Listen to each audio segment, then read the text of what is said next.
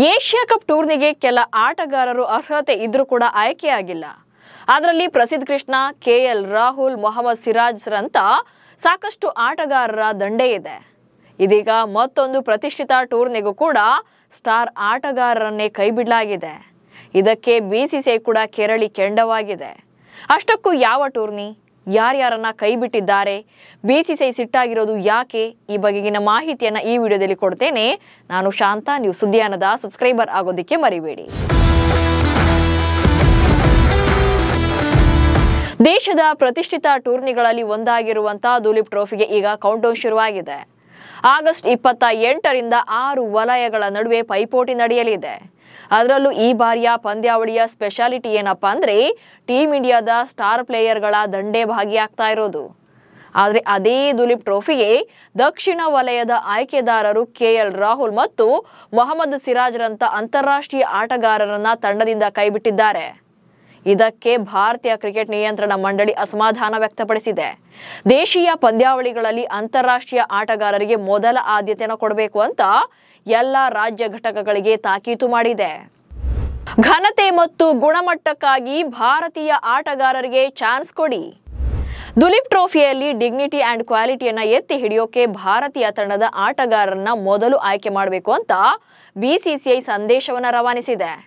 ರಾಷ್ಟ್ರೀಯ ತರಬೇತುದಾರ ಅಥವಾ ಆಯ್ಕೆ ಸಮಿತಿಯಿಂದ ಅಧಿಕೃತ ಅನುಮೋದನೆಯನ್ನ ಪಡೆಯದೇ ಇದ್ರೂ ಕೂಡ ದೇಶೀಯ ಕ್ರಿಕೆಟ್ನಲ್ಲಿ ಅಂತಾರಾಷ್ಟ್ರೀಯ ಆಟಗಾರರು ಭಾಗವಹಿಸುವಂತ ಅವಕಾಶ ಇದೆ ಅಂತ ಆಯ್ಕೆದಾರರಿಗೆ ತಿಳಿಸಿದೆ. ಇಂಟ್ರೆಸ್ಟಿಂಗ್ ವಿಚಾರ ಏನಪ್ಪಾ ಅಂದ್ರೆ ಕೆಎಲ್ ರಾಹುಲ್ ಮತ್ತು ಮೊಹಮ್ಮದ್ ಸಿರಾಜ್ರನ್ನ ಹೊರತುಪಡಿಸಿ ದಕ್ಷಿಣ ವಲಯ ವಾಷಿಂಗ್ಟನ್ ಸುಂದರ್, ಪ್ರಸಿದ್ಧ ಕೃಷ್ಣ ಹಾಗೆ ಸಾಯಿ ಸುದರ್ಶನ್ ಅವರನ್ನು ಕೂಡ ಸೇರಿಸಿಕೊಂಡಿಲ್ಲ. ಇವರಲ್ಲಿ ಬಹುತೇಕ ಆಟಗಾರರೆಲ್ಲ ಆಫ್ ಸೀಸನ್ ನಲ್ಲಿ ಈ ಪಂದ್ಯಗಳಿಗೆ ಲಭ್ಯವಿದ್ದಾರೆ. ಈ ನಡುವೆ ತಿಲಕ್ ವರ್ಮಾ ಅವರನ್ನ ದಕ್ಷಿಣ ವಲಯದ ನಾಯಕನನ್ನಾಗಿ ನೇಮಕ ಮಾಡಲಾಗಿದೆ.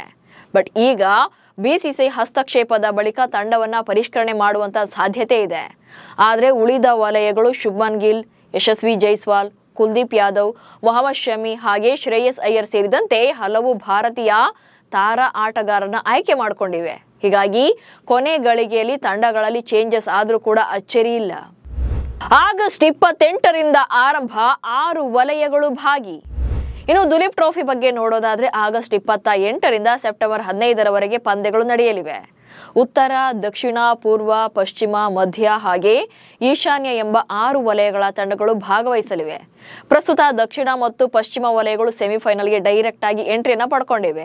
ಆದರೆ ಪೂರ್ವ ವರ್ಸಸ್ ಉತ್ತರ ಹಾಗೆ ಮಧ್ಯ ವರ್ಸಸ್ ಈಶಾನ್ಯ ವಲಯಗಳು ಆಗಸ್ಟ್ 28ರಿಂದ 31ರವರೆಗೆ ಕ್ವಾರ್ಟರ್ ಫೈನಲ್ ನಲ್ಲಿ ಸೆಣಸಾಟ ನಡೆಸಲಿವೆ. ಸೆಪ್ಟೆಂಬರ್ 4ರಿಂದ 7ರವರೆಗೆ ಸೆಮಿಫೈನಲ್ ಪಂದ್ಯಗಳು ನಡೆಯಲಿವೆ. ಆ ಬಳಿಕ ಸೆಪ್ಟೆಂಬರ್ 11ರಂದು ಫೈನಲ್ ಪಂದ್ಯ ನಡೆಯಲಿದೆ. ಎಲ್ಲಾ ಪಂದ್ಯಗಳು ಬೆಂಗಳೂರಿನ ಸೆಂಟರ್ ಆಫ್ ಎಕ್ಸಲೆನ್ಸ್ ಮೈದಾನದಲ್ಲಿ ನಡೆಯಲಿವೆ. ನಮಸ್ಕಾರ.